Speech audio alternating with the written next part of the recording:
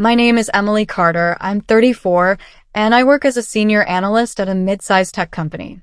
I've spent the last decade building a reputation for precision, integrity, and keeping a level head under pressure.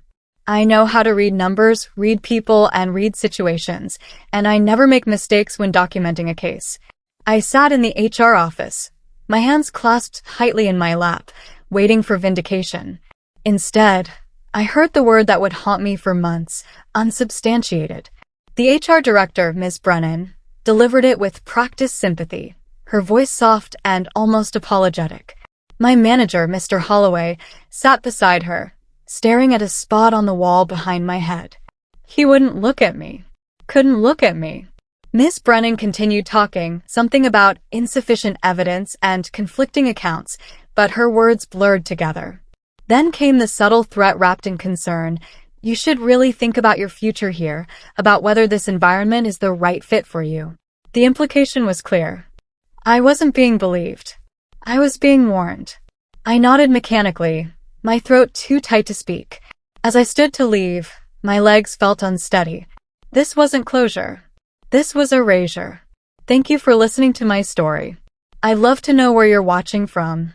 Drop a comment below. If this story resonated with you, please subscribe, like, and hit the bell so you never miss the next one. Every share helps these stories reach someone who needs to hear them. Let's keep the conversation going. Walking back to my desk felt like the longest journey of my life. The hallway seemed endless, fluorescent lights buzzing overhead like accusations. Then I saw him. Mr. Holloway had somehow left the HR office through another exit and was now standing near the elevator, talking to someone from accounting. When our eyes met, he smiled. It wasn't a friendly smile or even a nervous one. It was the smile of someone who'd already won, who knew exactly how this would end before I'd even filed my complaint. My stomach dropped so hard I thought I might be sick right there in the corridor. That smile confirmed everything I'd suspected but desperately hoped wasn't true. The decision had never been neutral. HR hadn't conducted an impartial investigation. They'd protected him from the very beginning, and that smile was his victory lap. I thought back to my first year at Morrison Technologies, back when I still believed hard work and talent mattered most. I was 24, fresh out of university, thrilled to land a position in the analytics department. The joke started small. Mr. Holloway would ask me to explain my project updates in meetings, then interrupt halfway through with, "Let's simplify this for everyone." My coworkers would laugh uncomfortably. When I'd suggest improvements to our processes, he'd nod thoughtfully, then present the exact same idea 2 weeks later as his own insight. I laughed along because I wanted to fit in, wanted to be seen as a team player rather than someone who couldn't take a joke. I told myself it was normal workplace dynamics, that I was being too sensitive. Looking back now, I realized I'd been trained to dismiss my own discomfort from day one. The shift happened during my performance review in my second year. Mr. Holloway called me into his office and closed the door. The friendly facade disappeared instantly. His voice turned cold as he leaned back in his chair, fingers steepled. "I need to talk to you about your tone," he said. "And your reputation." The words hit like physical blows. He claimed other team members found me difficult to work with and abrasive, though he refused to name anyone specific. When I tried to defend myself, he held up a hand. "I'm trying to help you here. You need to be more aware of how you come across." I left that meeting shaking, tears burning behind my eyes. I promised myself I'd work harder, smile more, be quieter. I didn't realize then that this was the beginning of my systematic dismantling. Over the following months, I watched my professional identity slowly dissolve. My workload doubled while my visibility vanished completely. Projects I'd led for years were suddenly reassigned without explanation. Meetings I'd always attended now happened without me, and I'd only learn about decisions afterward through vague emails. When I asked Mr. Holloway about being excluded, he called it restructuring and suggested I focus on my assigned tasks rather than worrying about things above my level. My coworkers started treating me differently too, like I was contagious. Nobody invited me to lunch anymore. The informal chats by the coffee machine dried up when I approached. HR, when I cautiously mentioned feeling isolated, called it a natural phase of organizational growth. I felt myself physically shrinking at work, hunching over my desk, making myself smaller, hoping that if I took up less space, maybe the targeting would stop. The breaking point came during a quarterly review meeting. I'd prepared a presentation on analytics improvements that could save the company significant time and money. I was halfway through my explanation when Mr. Holloway interrupted. "I think what she's trying to say," he began, then proceeded to reframe my entire proposal as if I'd been unable to articulate it properly. But it was his tone that destroyed me, patient and condescending, like he was translating for someone who couldn't speak properly. My coworkers shifted uncomfortably, but said nothing. Nobody defended me. Nobody pointed out that my explanation had been perfectly clear. When the meeting ended, I walked straight to the bathroom and locked myself in a stall, shaking with humiliation. That night, I went home and wrote everything down. Every incident, every comment, every exclusion, every witness. I dated each entry carefully. 2 days later, I filed a formal complaint with HR. Filing the complaint felt like reclaiming power. I believed, genuinely believed, that facts mattered in professional settings. I had documentation. I had dates. I had witness names. HR scheduled a meeting within 3 days, and Ms. Brennan listened to everything I said with what seemed like genuine concern. She took notes, asked clarifying questions, and promised a thorough and impartial investigation. "We take these matters very seriously," she assured me. "Everyone will be interviewed separately, and we'll review all available evidence." For the first time in months, I felt hope. Someone was finally listening. Someone would finally see the pattern I'd been documenting. That night, I slept properly for the first time in weeks, believing justice was simply a matter of process.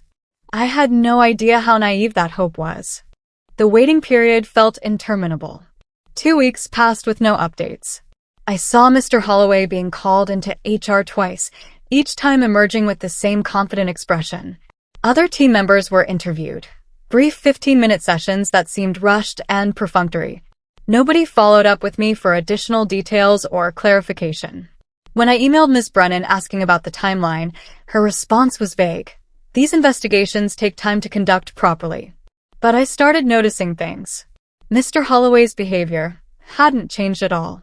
If HR genuinely considered my complaint credible, wouldn't there be some separation or precaution? Instead, he continued managing me directly, our interactions now loaded with unspoken tension. I began sensing the outcome before it was officially delivered. The conclusion felt inevitable, already decided, just waiting for the paperwork to make it official. Sitting in that HR office, hearing unsubstantiated spoken aloud, made everything crystallize. Ms. Brennan carefully explained that while they appreciated me coming forward, the investigation found no conclusive evidence of discriminatory behavior or harassment. The language was deliberate, clinical. They didn't say I was wrong. They didn't say I was lying. They said my truth was inconvenient, impossible to prove within the parameters they'd chosen to investigate. Mr. Holloway's version, that he was simply managing performance and any perceived tension was due to my sensitivity, carried more weight than my documented timeline. As Ms. Brennan suggested, I consider whether this was the right environment for me. I made a decision. Not the decision they expected. I didn't argue. I didn't cry. I didn't threaten. I simply nodded, thanked them for their time, and left. But something had shifted inside me. If they wanted me to disappear quietly, I'd give them exactly that appearance. I stopped defending myself entirely. When Mr. Holloway made passive-aggressive comments, I simply nodded and said, "Understood." When coworkers who'd witnessed everything avoided me in hallways, I smiled pleasantly and moved on. When HR sent a follow-up email checking if I had any additional concerns, I replied with a single word, "No." 2 weeks later, I accepted a transfer to a different department, data compliance, a lateral move that looked like a demotion to anyone paying attention. Everyone assumed I was done fighting, that I'd accepted defeat and was quietly fading into a forgettable corner of the company. My former teammates probably felt relief that the awkwardness was over. Mr. Holloway likely celebrated dodging consequences.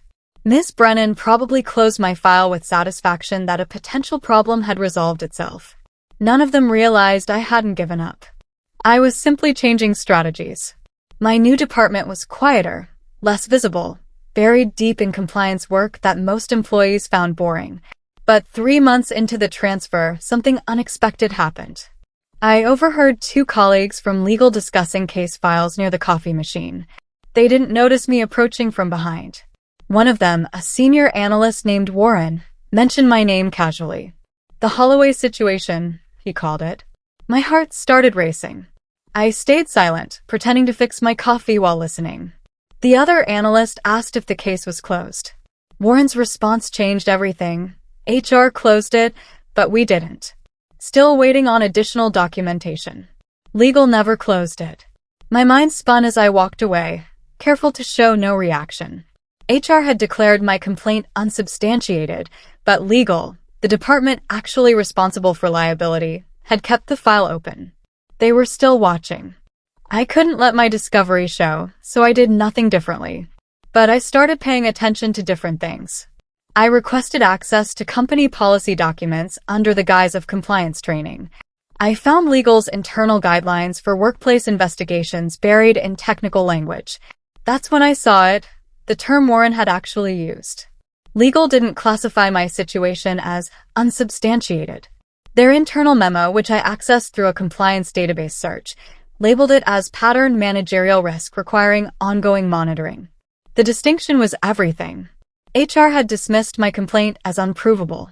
Legal had flagged Mr. Holloway as a liability waiting to materialize into something expensive. They were watching him now, waiting for the pattern to emerge clearly enough that the company couldn't ignore it. Time, I realized, was on my side. I just had to stay patient and stay quiet. Staying quiet was harder than I expected. I wanted to confront Mr. Holloway, to tell him I knew legal was watching. But that would have been stupid and satisfying in exactly the wrong way. Instead, I watched from my new position as he grew bolder without me there to complain. 2 analysts left the department within 4 months, both citing management style in their exit interviews. Another team member requested a transfer but stayed when HR talked her out of it. I heard through the internal network that complaints were piling up, none of them traced to me, all of them describing the same patterns I'd documented. Mr. Holloway probably thought he'd successfully eliminated his biggest problem by getting me transferred. Instead, he'd proven I wasn't an isolated malcontent. I was the first person brave enough to document what everyone else was enduring silently. The crack in the foundation appeared suddenly.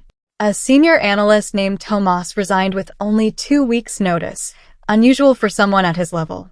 But it was his exit interview that mattered. Unlike most employees who stay vague to preserve references, Tomas named specific leadership behaviors in writing. He detailed incidents, provided dates, and referenced other witnesses. HR couldn't dismiss it as personality conflict when someone with 8 years of excellent reviews explicitly cited management toxicity as his reason for leaving. The resignation created visible panic.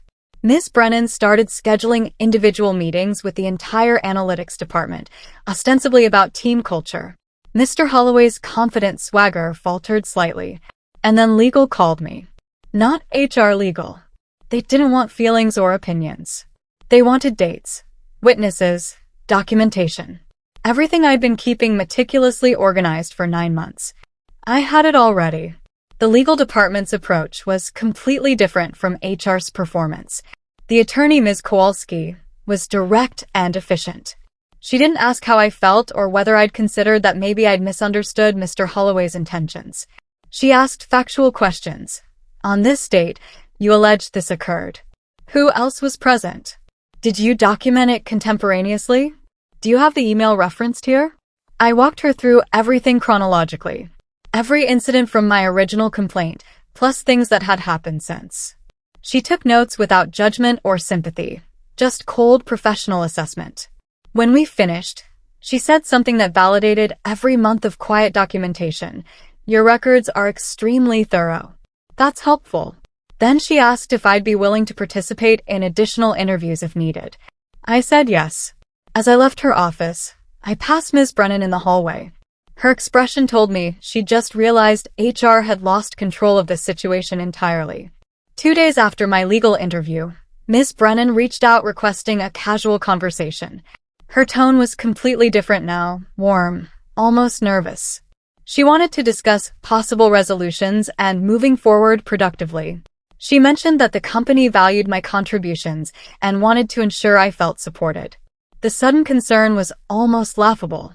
For 9 months, I'd been told my complaints were unsubstantiated, that I should consider leaving if I wasn't happy. Now that legal was involved, suddenly HR wanted to resolve things? I declined the meeting politely, saying I was happy in my current role and didn't need anything from HR at this time. The disappointment in her voice was obvious. She'd been hoping to contain this before it escalated further. But containment wasn't possible anymore. Too many people had documented too many incidents. The pattern was undeniable now. Mr. Holloway must have sensed something shifting because he did something remarkably stupid. He showed up at my desk in compliance, claiming he needed to clarify some past performance issues for his records. His presence there made no sense. I hadn't reported to him in months. But there he stood, trying to intimidate me one more time. He suggested there might be misunderstandings about certain incidents and that it would be unfortunate if exaggerations damaged people's careers. The threat was clear even through the careful corporate language. A year ago, this would have terrified me. Now, I just looked at him calmly and said, "I've only ever stated facts. I'm sure legal will sort through everything appropriately." His face changed. He realized I'd already talked to legal, that his attempt at intimidation had come too late. He left without another word. I didn't feel triumphant. I felt tired, but I also felt certain that his days were numbered. Over the next month, legal conducted systematic interviews across the department. They weren't just looking at my complaint anymore. They were mapping a pattern spanning 5 years. They found 3 formal complaints that HR had dismissed as personality conflicts. They found 7 documented requests for transfers citing management concerns. They found exit interviews from 12 former employees mentioning similar issues. What HR had treated as isolated incidents, legal recognized as a clear pattern of behavior creating liability. Ms. Kowalski told me later that from a legal perspective, HR's repeated dismissal of complaints actually made things worse for the company. Each unsubstantiated conclusion looked like negligence when viewed as part of the whole pattern. The company hadn't just failed to address Mr. Holloway's behavior. They'd actively protected it, creating institutional liability that terrified the executives once legal explained the potential costs. Decisions were being made at levels far above HR now. I wasn't in those meetings, but I heard things through the compliance network. The chief legal officer had briefed the executive team directly. Risk management had run calculations on potential lawsuits from current and former employees. The numbers apparently scared them badly. Mr. Holloway had supporters in leadership, people who'd promoted him, people who'd dismissed concerns about him. But loyalty only extended so far when balanced against financial exposure. I heard that the chief people officer, Ms. Brennan's boss, had tried to defend the HR investigation process. The legal team reportedly shut that down by presenting the pattern analysis, showing how each dismissed complaint contributed to institutional negligence. Someone was about to fall. The only question was how many people would go down with Mr. Holloway when it happened.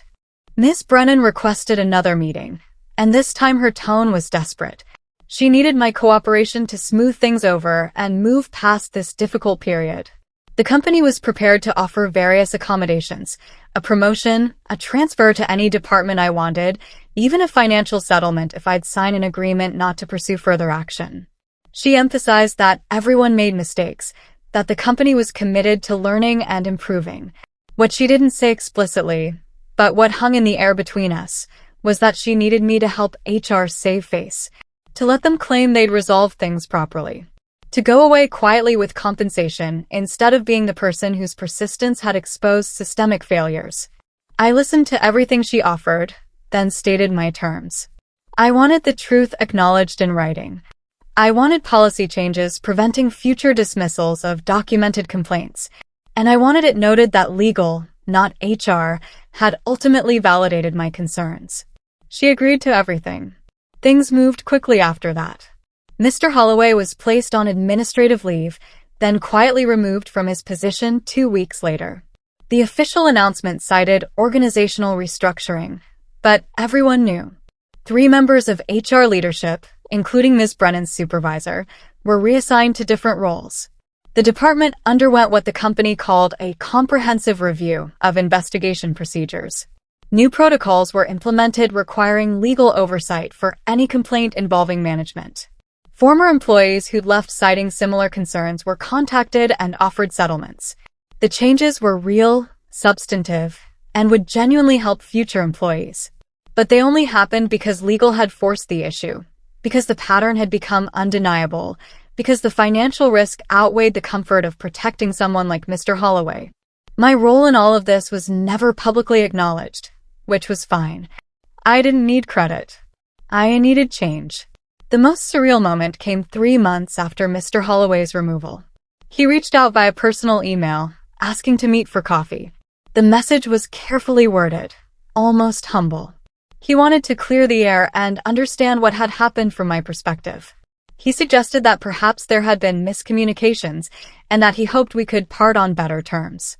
The subtext was obvious. He wanted me to soften details, to tell legal that maybe things hadn't been as bad as documented, to give him a chance at salvaging his reputation for future employment. For the first time in our entire professional relationship, he sounded afraid. The power dynamic had completely reversed. I had the choice now about how to respond, whether to show mercy or stick to facts. A year ago, I would have agonized over this decision. Now, the answer felt clear and simple. I met him at a neutral coffee shop, mostly out of curiosity. He looked older, tired in ways that had nothing to do with age. We sat down, and he launched into what sounded like a rehearsed speech about stress, pressure, management challenges. He never quite apologized, never admitted wrongdoing, but he came close. When he finished, he asked directly, "Is there anything I can do to make this right?" I considered lying, offering false forgiveness to make this easier for both of us. Instead, I told the truth. I said that what he'd done had been documented carefully and accurately, that legal had my full cooperation, and that I wouldn't soften or change any details. His face fell. I wasn't cruel about it. I didn't gloat or lecture. I simply stated facts calmly and clearly, the same way I'd documented everything for the past year. When I left that coffee shop, I felt lighter somehow. Not victorious, just free from the weight of his approval or disapproval. 4 months after everything concluded, I accepted a position at a different company. Morrison Technologies offered to promote me, to make me visible proof of their commitment to change. But I was done there. Too many bad memories haunted those hallways. My new role was a genuine step up. Senior analyst at a company with strong HR practices and clear escalation procedures.